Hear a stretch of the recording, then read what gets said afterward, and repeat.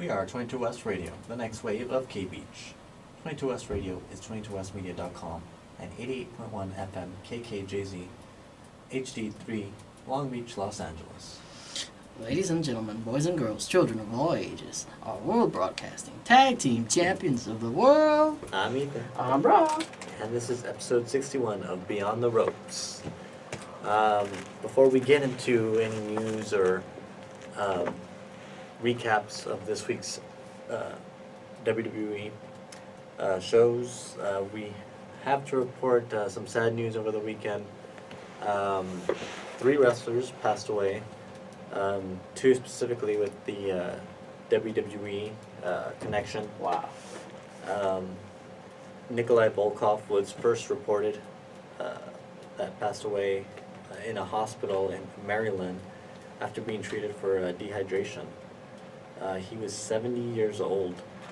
Obviously, Nikolai Volkov is one of the famous heels in the 80s and even early 90s. They were big back then with the whole foreigners versus American storylines back then. Absolutely. It was him and the Iron Sheik were a well-known tag team going against, the names of Hulk Hogan and Sergeant Slaughter and all that. As you mentioned, the whole foreign versus American. Yeah.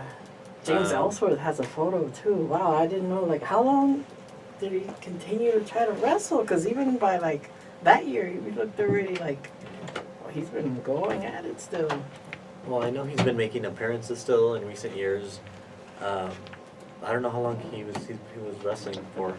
So these legends had quite the longevity. Yeah, absolutely, and many positive tweets and comments were said about him by a number of WWE superstars and wrestlers all around the world. So now I have a comment right here from someone, but I just want to clarify. They're mentioning you're in pink. Does that mean just your shirt, or are you guys referring to the whole screen's pink? Oh. Technical difficulty.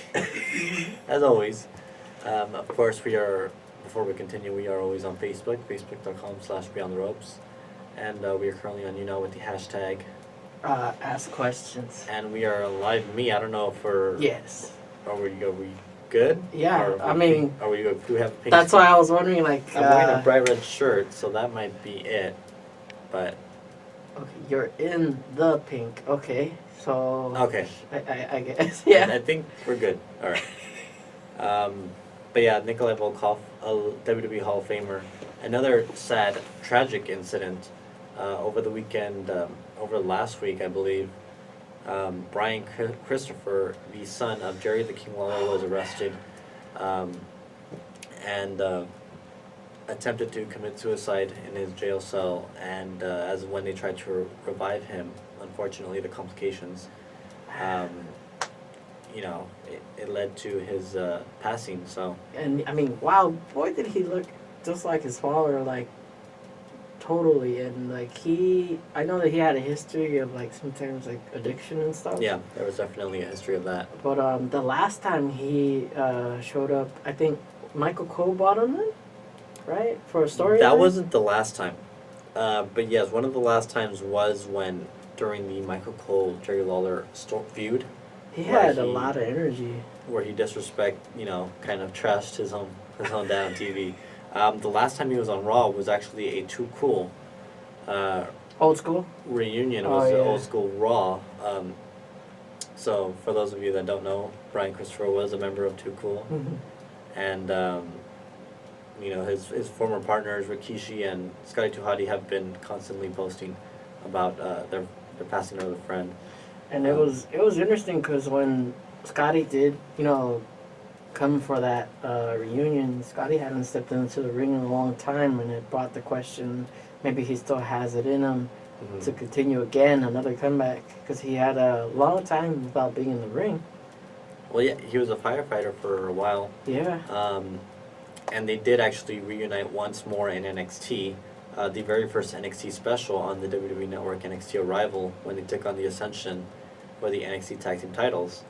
And so that was, I believe, one of their last matches as a team together. As you mentioned, Scotty Hotty is now at the Performance Center, actually, as a trainer. Mm-hmm. But, Brian Christopher Lawler, unfortunately, no longer with us, and When I heard now, he has a custom casket. oh really? Yeah. It says his wrestling name when he was as Too Cool, Mm-hmm. and then it has the Pittsburgh Steelers logo. Oh, nice. Yeah. Jerry Lawler hasn't really commented a whole lot, but has apparently is investigating. He has people investigating the situation. I know, that was really something. The only thing they mentioned was that the police put him in solitary confinement because they were concerned of his celebrity status. Right, and the thing is that you're not really. They weren't, I guess, aware. They didn't think he was going to do anything to harm Mhm. himself, and so now it's being investigated, and I guess we'll find out. I mean, it's a sad situation all around, regardless, but well, I guess we'll have to wait and see if there's anything further to come out of this. So a very sad week, and this all happened within a span of a few hours too. So it's Someone's like tragic. Funaki, they're like, indeed. um, yeah. Well, Funaki's still he's on the Japanese commentating team. Oh yeah. So- Like he would always say, number one show. Absolutely. But yes, our well wishes go out to those wrestlers' families and everything. So, Now the third name I was very unfamiliar with. I don't know who neither he was. I did not know who that was. His name is Brickhouse Brown, I believe. He was a wrestler during the '80s, and I don't know how long he continued to compete. I tried looking. He had no relations to WWE, so which is why he wasn't mentioned on WWE television. But yeah, it's another sad loss. Another person who passed away was the father of Trevor Lee. Oh.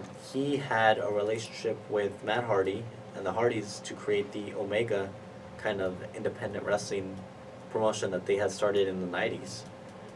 And so I believe it was kind of an unexpected occurrence. So yeah, it's really sad. A lot of sad news over the weekend, and it all happened almost on the same day, I believe.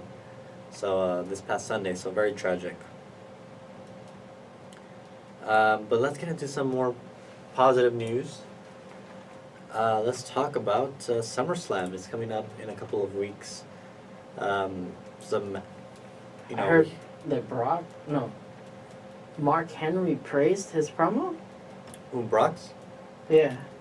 Well, Brock showed up on TV this week, so that's Miracle. yeah. You know it's something when all of a sudden even 205 references somebody calling them a Brock Lesnar.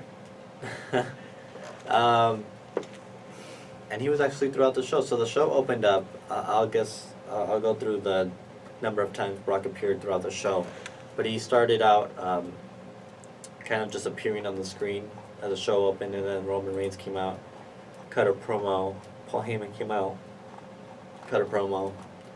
Roman got the last laugh, I guess, or the exchange of words, and we found out Kurt Angle approached Paul Heyman saying if Brock doesn't show up in the ring, that Paul Heyman was going to be released of his WWE contract. So Paul Heyman has a contract with both Brock Lesnar and a contract with WWE. So if Paul Heyman wanted to appear on television again, he needed to get Brock out to the ring. And so the next time we see Brock Lesnar, he has a magazine called the Backwoodsman magazine, or it's like some Hunter magazine or whatever, and he's just hanging out in the back. And Paul Heyman goes into the locker room and tells Brock, what Roman was saying. I guess he had a recording on his cell phone, and Brock wasn't having it. Instead of listening to it, he grabbed Paul Heyman's phone and threw it across the room. So, Wow. and he said, "I don't care about what Roman Reigns said, and I don't watch the show. Why would I watch the show?" So Brock's literally just gone full Brock Lesnar mode here, which is hilarious. This is actually probably the best thing Brock's done in a very long time. So the next time we see Brock, Paul Heyman once again is trying to persuade is trying to persuade Brock to get it to the ring. And then instead of Brock agreeing, he says, "Why don't you go get me a steak, medium well, with a baked potato and steamed broccoli."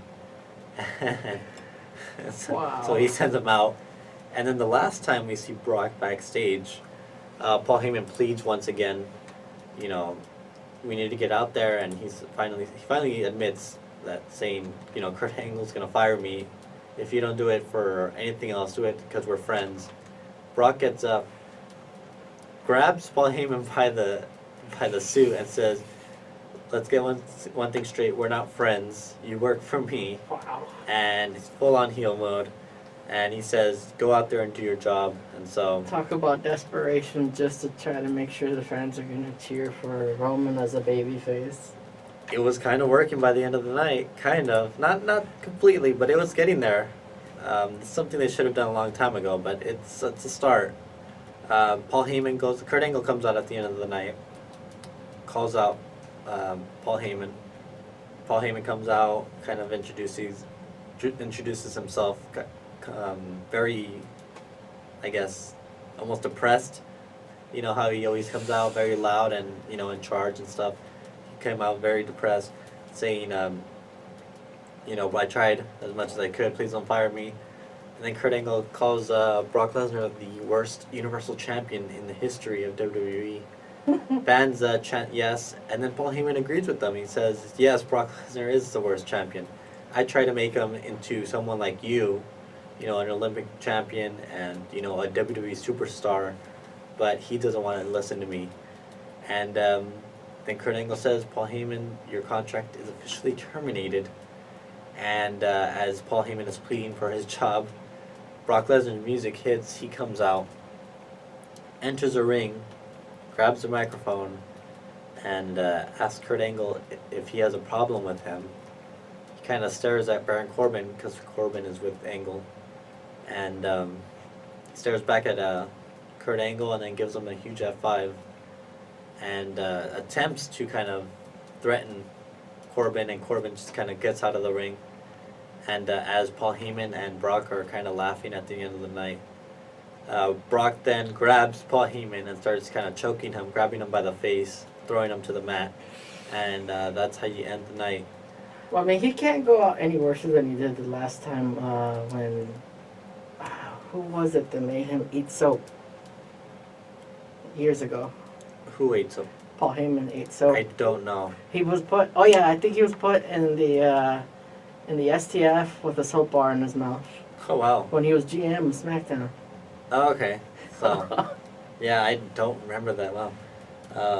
But yeah, by the way, Roman was escorted out of the building before the end of the night, so there wouldn't be any confrontation. And there were some "We Want Roman" chants, of course, with "Roman sucks" chants followed by it. But there were a good amount of "We Want Roman" chants. So they're trying to do something there. They're going in the right direction, but it's literally only a couple weeks away. Bobby Lashley deserved that match. I wouldn't have seen Bobby Lashley beat Lesnar regardless. I know, but Roman's had too many shots. You know it's gonna be Roman that takes the title off Brock at the end of the day, regardless of anyone else. That's what they want. So. Yeah. But anyways, I think we should take a commercial break, and we'll be right back with some more news. Did you know that 71% of students at Long Beach State receive financial aid? In 2016, Long Beach State awarded $12.3 million in scholarships. Not only that, each year more than 1,500 students are served by Disabled Student Services, leaving no barriers in their path to an education. At the beach, we know no barriers. It's a philosophy that applies to everything we do.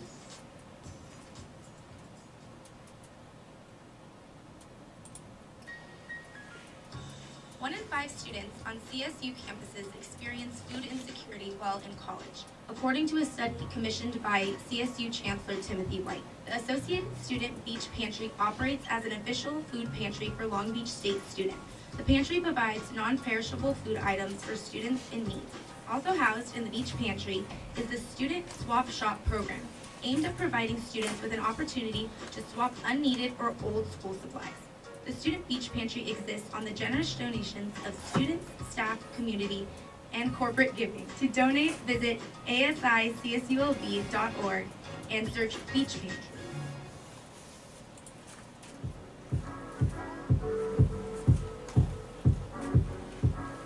What's up, guys? It's Cozy Kyle here, host of the Cozy Hour. I just want to invite you to come kick it with me on Mondays at 8 p.m. right here on 22 Radio, where you can hear a lot of cool music, occasional discussions about music, just have a pretty good time. I'll see you there.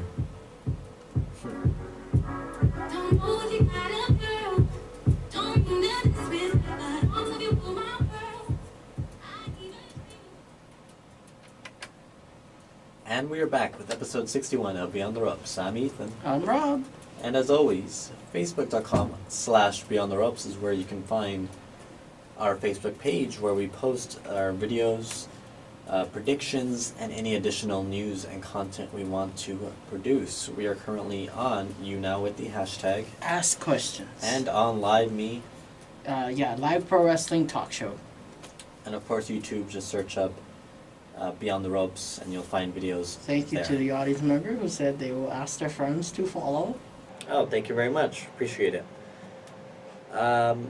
Last week it was announced WWE Evolution, the all-women's pay-per-view, was going to take place October 28th at the Nassau Coliseum in Long Island, New York. So that's taking place, and as part of that show, the finals of the Mae Young Classic Part 2, or 2018, is taking place. Oh yeah, I heard And more a few, names. a few names were announced, and one of the big names here is going by Ashley Rain, aka Madison Rain, a former Impact Wrestling Knockouts champion. It's about time she shows up to Yeah. WWE. Yeah, she's been in Impact Wrestling for a better part of 8 years, kind of on and off. A multi-time champion, a member of the Once Beautiful People. That was, a popular stable, women's stable. It's a shame they never got them before they Velvet called it quits already. Hmm. But it's a shame they didn't get them while they were still big and stuff. Yeah. But WWE has been on the search for a number of females. A few other names announced were Priscilla Kelly and I believe it's Zia Brookside, who is the daughter of Robbie Brookside, a legendary wrestler who is also a performance center coach down in Orlando, Florida. So a little bit of background. 21-year-old Priscilla Kelly has worked for Shine Wrestling and Full Impact Pro. She made her debut in 2015, so she only has 3 years of experience, and she's only 21 years old. So good for her. I hear a lot about Sharon. I think Eva Reese always posts. Shine is a very, a very popular, I don't know if it's all women's, is it? Or, I know Shimmer is. Shimmer is an all women's wrestling promotion. I know, I've heard of Shine as well. Zia, I could be saying her name completely wrong, but Brookside is 19 years old, and the youngest competitor announced for the tournament, of course, she is the daughter of Performance Center coach Robbie Brookside. And so I'm going to give the list of updated names. Maybe we'll give our predictions of who we think might at least head to the finals for that Evolution pay-per-view in October. It's a shame now Tessa can't go because now she's exclusive. She's to exclusive to Impact Wrestling. Let's go Diana Perazzo, Io Shirai, Isla Dawn or Isla Dawn, Jessie Elaban, Ginny, Casey Catanzaro, Caitlyn, former WWE superstar there, Karen Q, Kavita Devi, Killer Kelly, Lacey Lane, Miko Satomura, Mercedes Martinez, Mia Yim, Nicole Matthews, Reina Gonzalez, Rhea Ripley, Tainara Conti, Tegan Knox, Tony Storm, Zuix, Madison Rain, Zia Brookside, and Priscilla Kelly are all the names that were announced so far. It's amazing because I heard there's a survey circulating on WWE. There's a survey on who you want to see on the WWE Yeah. pay-per-view, and someone interesting was winning the poll. former WWE Divas champion AJ Lee. The only woman that people want to see the most. Well, that people want to see the most. Oh yeah. Absolutely. Obviously, AJ Lee is married to former WWE champion CM Punk, who is out of the WWE picture and has been for the last 4 years. If they can manage to get AJ, there is hope. Years later for Punk. Possibly, I could see AJ returning for a one-time thing. Yeah. But- But Caitlyn sounds better. If it was with Caitlyn.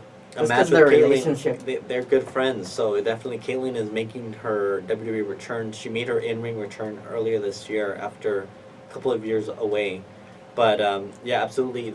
The last match Caitlyn had was with AJ Lee in WWE, so it would make sense to see them together. However, they're not.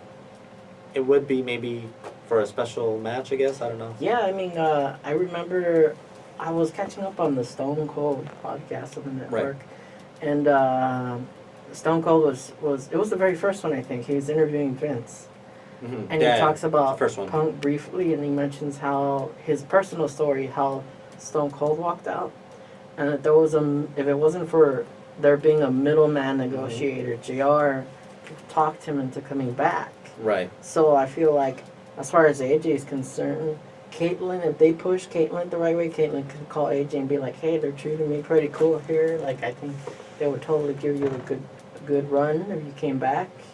And that's kind of, if they bring AJ, AJ's also that person to bring Punk. I would see AJ as a one-time thing. I think Yeah. she's pursuing other. Oh yeah, I there's know a they're both- project on her life. They're doing that. They're doing. Punk and her are actually going to star in a horror movie, which you mentioned the other week, and so they're pursuing other ventures. But definitely a one-time thing I could see. And AJ, it's not like AJ had a bad relationship with the company. She left on good terms. Yeah, but her It was- run kind of sucked towards the end. I mean, she was losing, but you know, I mean, her last WrestleMania she won with Paige. It was a tag team match against the Bellas. Her last match she did lose, but that's the typical way to go out. You know, you Yeah. put someone over. So I mean, she was at the time the longest reigning Divas champion. Obviously, that was beat, but she did kind of leave on good terms. Yeah, So because I- Nikki totally buried her like that, like people claim. Yeah, I mean, you can argue, but yeah, I could definitely see that. But I mean, there's always a possibility, especially with the fact that they did mention her on that poll.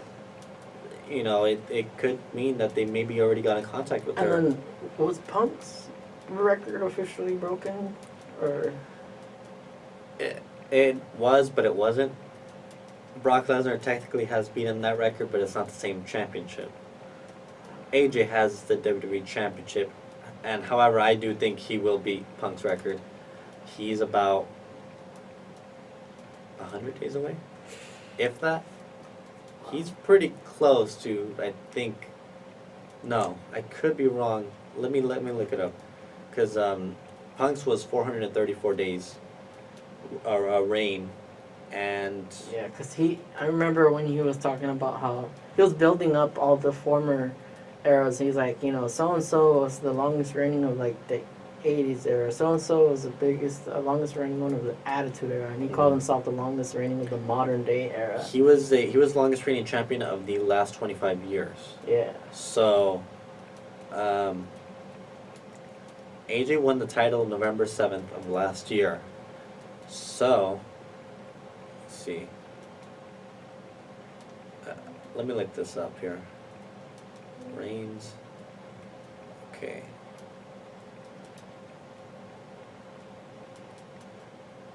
Trying to find this here. Yeah, because that's pretty interesting.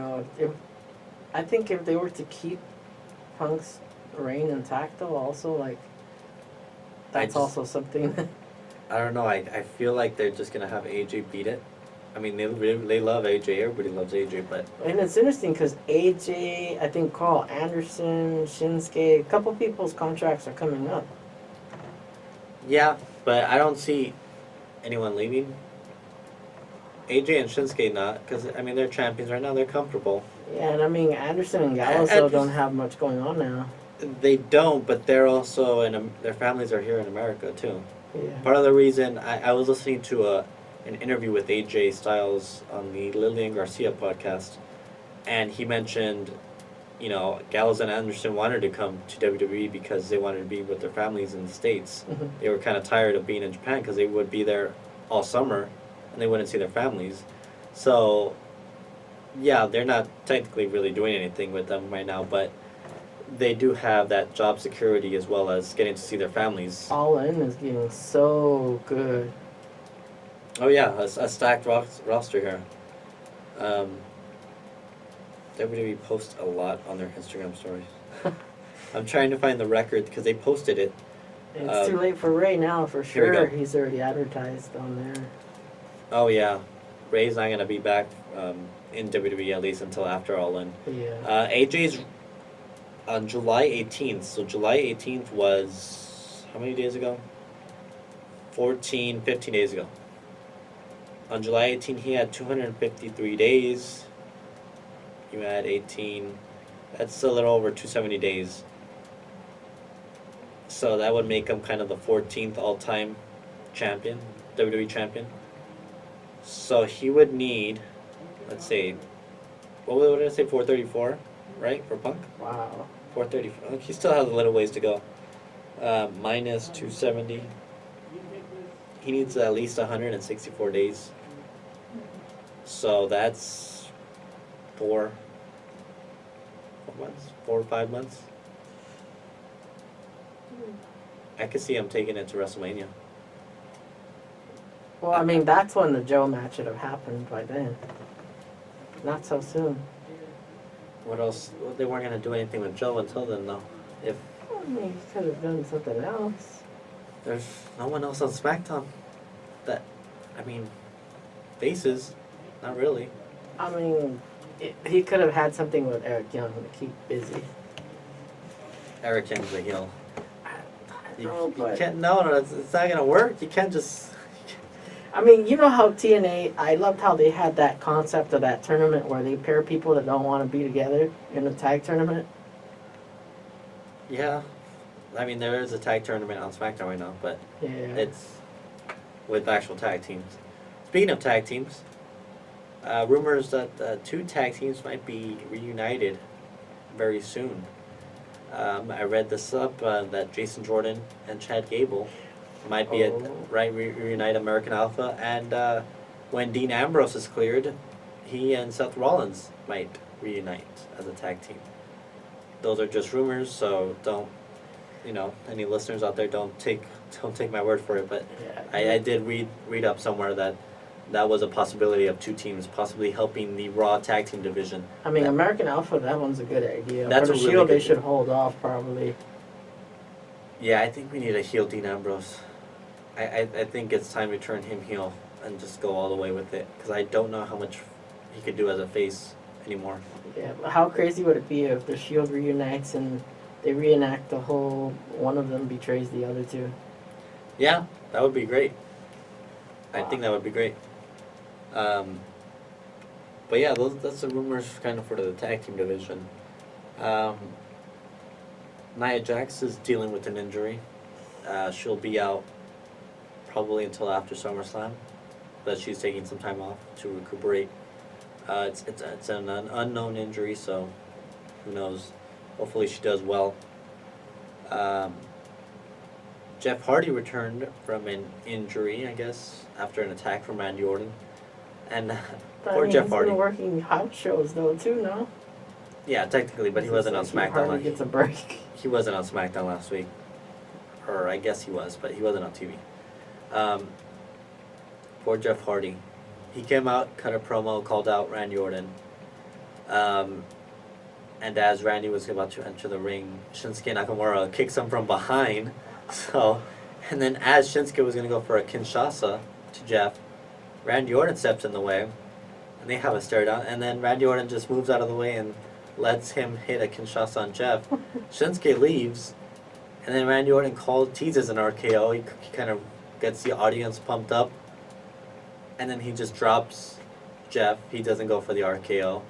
and instead just does the stomps all over Jeff, throws him out of the ring, kind of assaults him, throws him on the announce table, does the draping DDT outside the ring, inside and outside the ring actually, and then gets a rag and some water and starts washing out the face paint from Jeff's face, and then pulls his necklace that he has, that Hardy symbol that he always has, and he takes it with him. And Oh, that's why his wife had that pose. he stripped Jeff Hardy of his identity.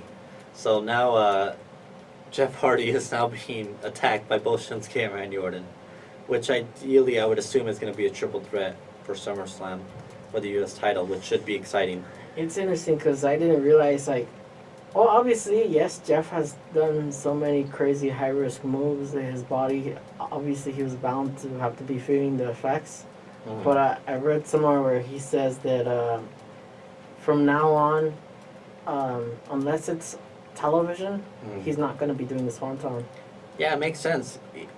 You know, you're in your 40s. He's almost, I think he is 40 exactly, and your body just can't take it anymore. I mean, Matt Hardy has been posting stuff on Instagram about almost teasing retirement. It seems like. Hopefully, that's not the case. I don't think it is, but who knows? Maybe it's just an alteration of a gimmick.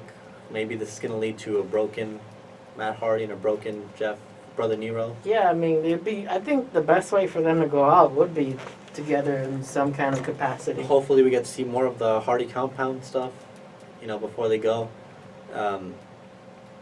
Again, I don't think they're retiring right now, but they're definitely teasing that maybe something is going to happen, so we'll see. But yeah, poor Jeff got his identity stolen from him, Wow. literally stripped from him.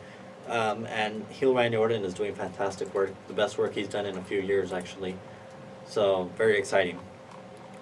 In an encounter, there was an encounter this past week. WWE broadcaster David Otunga had a close call after a workout at the gym. He walked out to his car and saw a man sitting in his driver's seat, taking his things. David Otunga, however, yanked the guy up and let him go, but later realized that he had a knife. Oh. Wow. So this is a quote, I guess, from it's a very long post, Instagram post. But he pretty much explained the experience, and I guess very lucky to be okay and safe. But that's terrifying. I mean, Otunga always had, like, one of the most muscular looks. He could have totally wiped them out, that dude. Yeah, probably.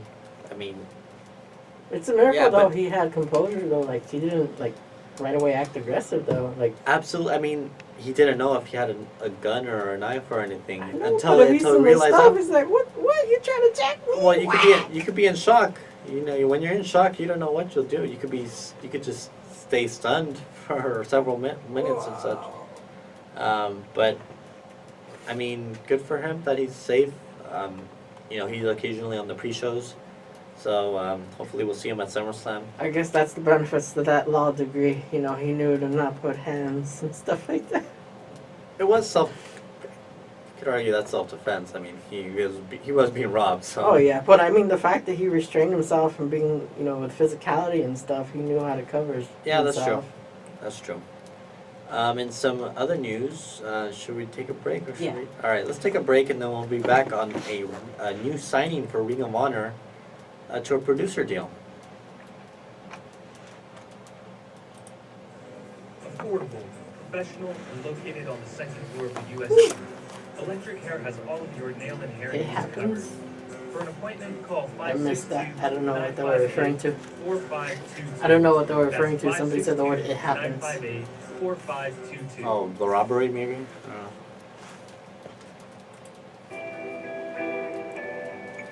What were you doing when you were 18? Imagine not having the option or resources to be a regular teenager. Imagine being thrown into the world with no one to help you, no money, and even worse, no education to back you up. Every day, orphans and marginalized youth in the nation of Bosnia find themselves in this situation. They grow up without the tools they need for school and without the resources to further their education. You can help. Based in Los Angeles, the Bosana Foundation provides marginalized and orphaned youth in the struggling nation of Bosnia the tools, funds, and resources to make positive life choices that enable them to maximize their personal potential and further their education. Donation can be made through the foundation's website, bosanafoundation.org.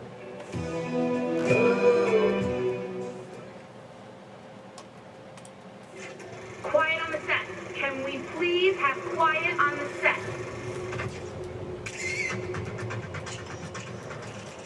Hey, I'm Rob Flores, the host of the Golden Spotlight. Join me as I showcase a variety of guests. I am what they refer to as an exoneree. Hi, I'm Carla Perez, otherwise known as Rita Repulsa, Mighty Morphin Power Rangers, the television series. As people have told me before, like, you're really funny, you should try stand-up. And that's probably how every comedian starts. Took an EMT course 6 months later, and the next thing I know, I was a firefighter. Then I do all my own music videos, I edit my music videos, I write the concepts for the most part, I direct the filming of it, etc. So I have a blast with it. Every week, someone steps into the spotlight, and it's always a new story. So join me every Monday at 2 p.m. on 22 West Radio. You never know what we have in store. And we are back with episode 61 of Beyond the Ropes. I'm Ethan. I'm Rob. And as always, you can find us on Facebook, facebook.com/Beyond the Ropes, where we post videos, predictions, and additional content there. Of course, we are currently on You Now with the hashtag. Ask questions. And we are on Live Me. With Live Pro Wrestling Talk Show. And of course, find us on YouTube. Just search up Beyond the Ropes, and you'll find various videos of all 60 of our current episodes and 61 hopefully very soon. Some big news. Ring of Honor has added a new member to their staff. According to PWI, or PW Insider, the promotion has signed former WWE superstar and producer Joey Mercury as a trainer and behind-the-scenes producer. So, Nice. Joey in the last couple of years was a WWE producer before silently being released. I think he has done an amazing job of turning his life around because he was, again, another wrestler who was big at some point of his career, but then addiction took over. Absolutely. And wow, he was about to lose his home. That story that he talks about, CM Punk. Right, CM Punk gave him the money to save his home, and he was able to turn his life around, got, clean, and became a WWE producer. And he was even on television as J&J Security. I know. I feel like with Seth Rollins. J&J Security will stand out more than Eminem at this point. I mean, in the modern era, absolutely, because people, know more. Obviously Seth Rollins, and Eminem was very much in the 2007, 2008. Yeah. So it was a while ago, and not to mention he had a different look to him. He's bald now. Back then he had long hair and was wearing that attire. At least he got to reunite with Johnny for a brief period of time. They did that actually in the Indies too. They had a few matches when Joey, shortly after his release from WWE, and so they reunited there. But good for Joey Mercury. I like that.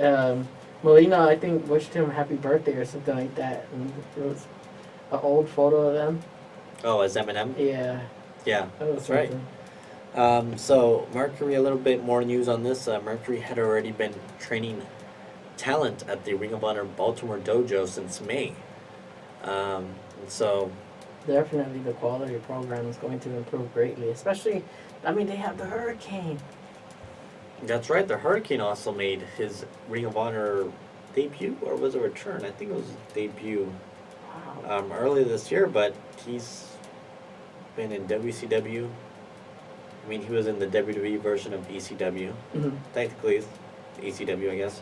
He was in WWE, obviously. He was in Impact Wrestling.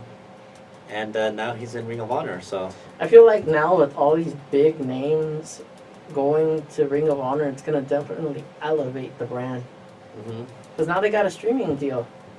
Yeah, Ring of Honor has their Honor Club or something. Yeah. Where they have their. But now I think this week they signed some other deal too, though. Okay. So that's pretty cool. They're gonna get more audience. Not to mention they have a strong relationship with New Japan Pro Wrestling, and they're co-hosting an event at Madison Square Garden the night before WrestleMania. Wow. So, which I'm sure Vince is very happy about. And I wonder the television deal. I don't know how which I'm confused because you know how Ring of Honor people can go to New Japan, but Cody is gonna challenge for the NWA title. Well, that's an all-in thing. Oh, okay. So So it's unrelated to Ring of Honor, and obviously the NWA is currently owned by Billy Corgan, Smashing Pumpkins lead singer, as well as former Impact Wrestling, kind of boss, I guess. He wasn't the owner, but he was partial owner, I think. And so Nick Aldis will be defending that NWA championship against Cody. I feel like the best move is to put that belt on Cody. So much history, and he could elevate. Especially his father's Yeah. legacy with the NWA and in the 80s and such. I could definitely see that happening at All In. I really wish that Goldust was able to like be freed from his contract and just go with his brother, do some stuff over there while he still has something left. Well, If he can. right now he had surgery. He had surgery. Yeah. Wasn't it on both his legs? Yeah. Right? He's like he can't even walk right now. So who knows? He could show up in a golden wheelchair. That'd be funny. In some other news, before we get going, we have a little bit more time. It has been reported that Matt Riddle, popular independent wrestler, has been signed to a 3-year deal with WWE. Wow. 6 months ago, WWE wasn't even considering signing Matt Riddle because of his recreational use of marijuana. But apparently things have changed for some reason. I don't know if they've become more lenient or if Matt Riddle has decided maybe it's just time to go to the big scene. I mean, considering they kept always bringing back RVD, and he's like the main face of that. Right, and I mean, back then, and even now, I believe it's only a $2,500 fine for every, I guess, failure or whatever drug test that they have, random drug tests that they have. So, I mean, if Matt Riddle's willing to pay that, unless he decides to stop or And cut you know back, what's I so don't know. confusing? Even in the 90s when Rob Van Dam competed and he wrestled as the name RVD 420, it's really something because they knew for a fact, he made it like very obvious that it was even embedded in his gimmick, but for, I believe Randy Orton when he first started, like, it was like such a huge deal because somebody took a photo of him smoking. Oh, that's right. Yeah, And Randy Orton's been yeah. suspended a couple times. I don't know. I don't think it was for that. But Well, they listed it as one of the things that he was doing was making him irresponsible. Supposedly. Okay. Yeah, well, I mean, in recent years, marijuana has become more accepted for recreational use, and so it's kind of like, well, it. Yeah, and Teddy Hart. Yeah, Teddy Hart. I don't know much about him, but He calls it the how did he say it? He did this really famous promo where he's talking about his family and how Vince like always has to attend his family's funerals, but I think he called it the seed that helps succeed or something like that. That's funny. I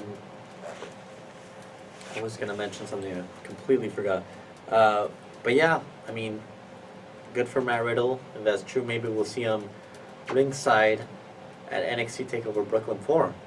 Which, by the way, some new matches were announced.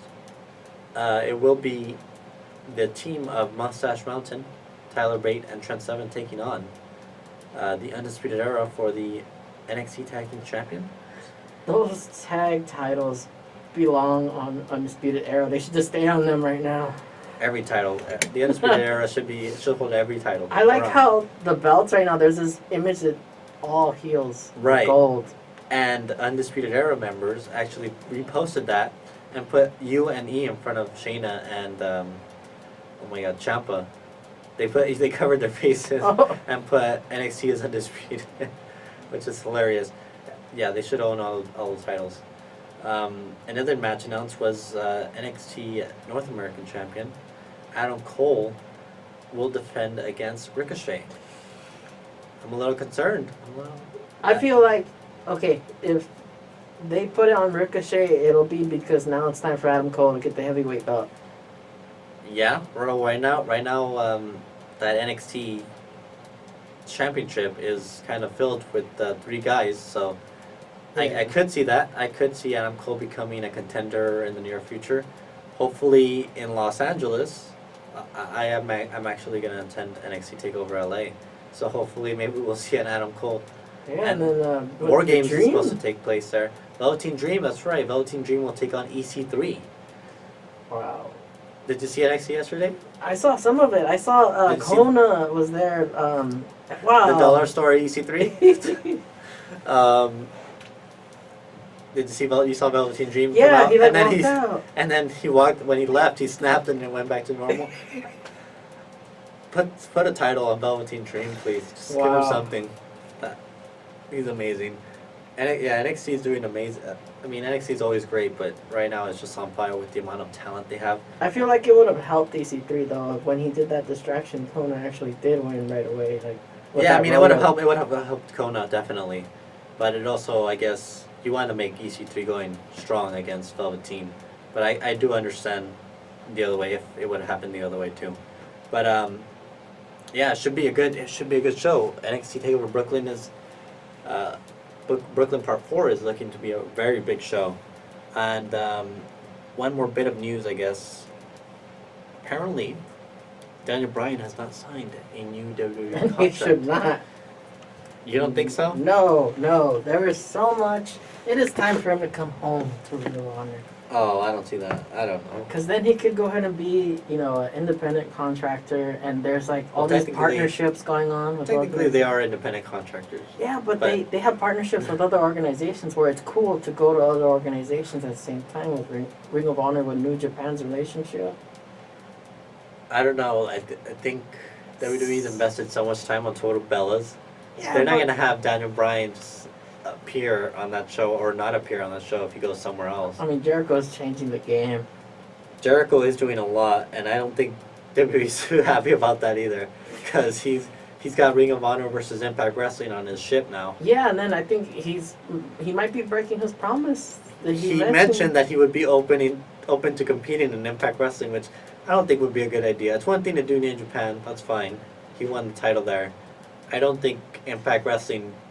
I mean, like No, I CM don't Punk think- said, sometimes when it comes to working for World Wrestling Entertainment, and when you're gone or whatever, like, it's better to seek, how did he say it? Better to seek forgiveness than permission.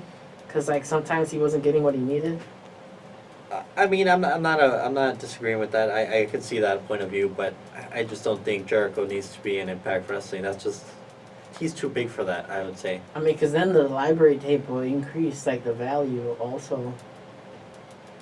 Yeah, I guess. Might as well get another highlight under his belt, because, I mean, he's the individual who's been able to balance pro wrestling and a world vast entertainment, and he's always going to be the one that really had a legit music career and Yeah. other stuff. Yeah, absolutely. I don't know. I mean, we'll see how this Chris Jericho cruise goes. Wish I could have been on that because it sounds like it's gonna be fun. It was Alpha versus Bullet Club too, no? Alpha Club versus Yeah. Bullet Club, the Bucks of Jericho versus Wow. is it Cody, Kenny, and Marty Scurll? Yeah, that's also unique, having Cody and Kenny again be together like they're on cool terms. Well, they reunited. You didn't.